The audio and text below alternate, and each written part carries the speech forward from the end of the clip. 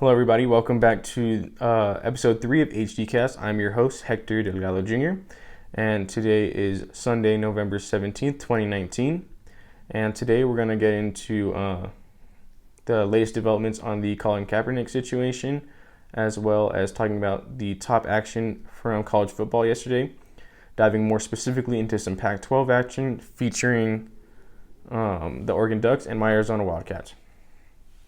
So first, an update on the Colin Kaepernick open workout. And there's definitely been some new interesting developments. The initial workout was slated to be at the Atlanta Falcons practice facility at 2:30 p.m. on Saturday, but Colin and his group canceled and rescheduled it for 4 p.m. that day at a high school location. 24 teams were slated to show up to the first workout. Only 7 made it to the second workout. According to some reports, Colin canceled the workout for numerous reasons. First and foremost, he said that there was a lack of transparency in the NFL. So there was no media allowed at the initial NFL workout. And that raises some questions and concerns for some people, including myself. Now, I don't know officially whether or not media is typically allowed to go to free agent workouts, but I would assume so. Maybe not to watch the physical workout itself, but to at least be there after for interviews and questions with the head coach, scouts, and players. Also, if Colin was to do the initial NFL hosted workout, the NFL was going to have Colin sign a waiver basically saying that if he didn't make a team, he wasn't signed to a team, that was not the NFL's fault. There is no liability on the NFL. And I can understand that. That's the NFL basically protecting itself from any further scrutiny on the whole Kaepernick situation. But, yeah. So, lastly, Colin Kaepernick requested to bring his own receivers he had been working out with for the past few years, and receivers that he was comfortable with, but he was promptly denied. But onto the actual workout, though. Reports said Kaepernick looked very sharp. He looked very good. And someone as far as to saying that he can actually start an NFL game right now. The most popular clip of the day was Colin Kaepernick throwing a 50-yard plus bomb on the sideline to his receiver. So it looks like the arm strength is still there. It looks like the arm talent is still there. And then according to reports, his footwork is still looking really good, looking really sharp. But with all that being said, as of this writing, there still is no signs of Colin Kaepernick signing with the team or if there's any interest in him at all. I still think that the NFL was acting pretty shady with this whole situation. They really wanted to control the entire first workout with no cameras, their own receivers, and everything to try and push their own narrative. But that's kind of in conspiracy territory. With that being said, what do you guys think? Do you guys think NFL was in the right? Do you guys think Colin was asking for too many luxuries on his end? Or do you think he was just protecting his rights to make sure that the workout was fair and non-biased? Go ahead and let me know in the comments below. Now, on to a quick rundown of yesterday's top college football games. Starting off with number 1 ranked LSU. LSU continued to dominate offensively, dropping 57 points on Ole Miss, led by Joe Burrow with 5 touchdowns. On to number 2, Ohio State.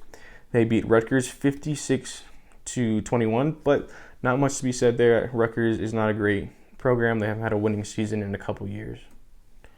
On to number 3, Clemson. They dominated a really solid Wake Forest team who was 7-3 at the time, 52-3. So really dominant defensive end. Number 4, Georgia had probably one of the best wins of the week. They went on the road to number 12 Auburn and got a win there.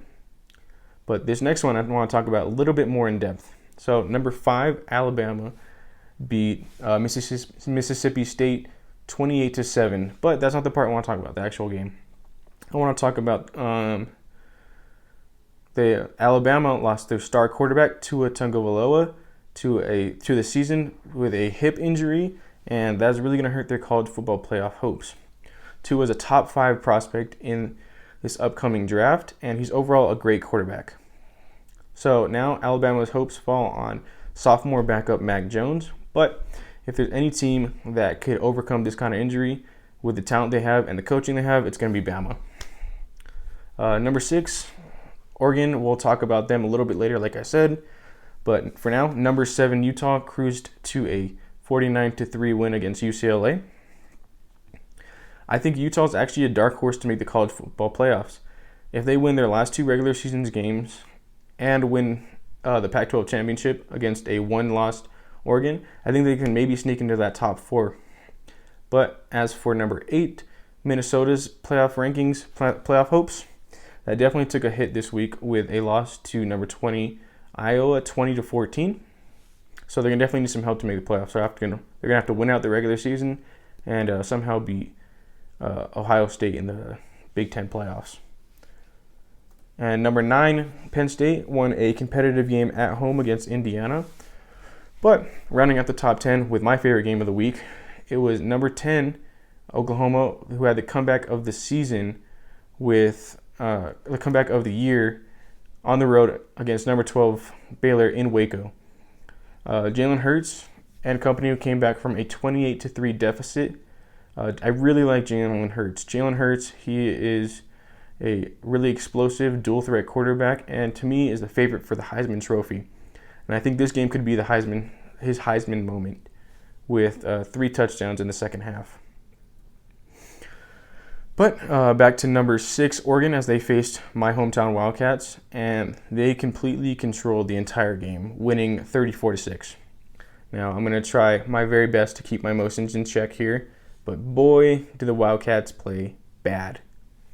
First, the defense. Still looking very bad. They gave up 21 first-half points. The Wildcats are ranked 124th out of 130 FBS teams in the country, giving up 37 points per game. So only 5 teams are worse on defense out of 130 than the Wildcats. And that's just unacceptable.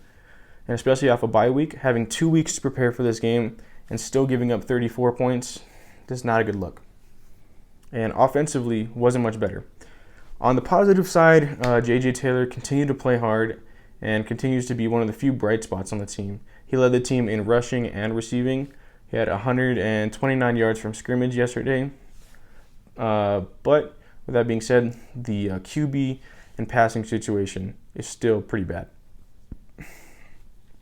Between Khalil Tate and Grant Gunnell, they threw for 17 of 30 and only for 132 yards, which is only like maybe a third of what Oregon threw for, and no touchdowns. And there still isn't a clear starting quarterback. Grant Gunnell started this game, but he was pulled after 4 series for Khalil Tate, but then Khalil Tate was benched in like the third quarter. And it's just not a good look on the coaching staff that they haven't picked a starting quarterback yet.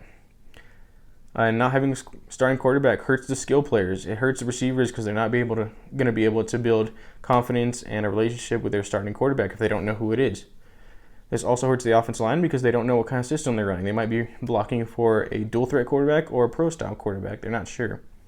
But that doesn't give the offensive line a free pass. Speaking of the offensive line, they just still are struggling. Khalil Tate and Grant had little to no time, and the offensive line really struggled with any kind of pass blocking or running.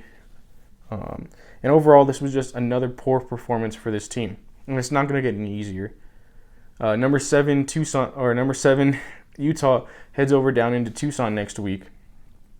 Hopefully Kevin Sumlin can start to turn it around and start to make some progress at that Utah game, because 2 weeks from now is going to be the ASU game, the Territorial Cup. There is one game that you need to win as an Arizona football coach, and that is that game. So hopefully they can make some progress and turn it around. But with all that being said, guys, that is all from me for today. But real quick before I send you guys off, I just wanted to say thank you guys so much for the overwhelming support that we've gotten so far. It's just been really great to see all the support from you guys, and it's giving me the confidence to keep making content and keep doing what I love. So thank you guys so much. With that being said, just please share the video, subscribe, like, leave a comment on, and yeah, thank you guys again so much. I appreciate you guys. I'll talk to you guys soon, okay? Thank you.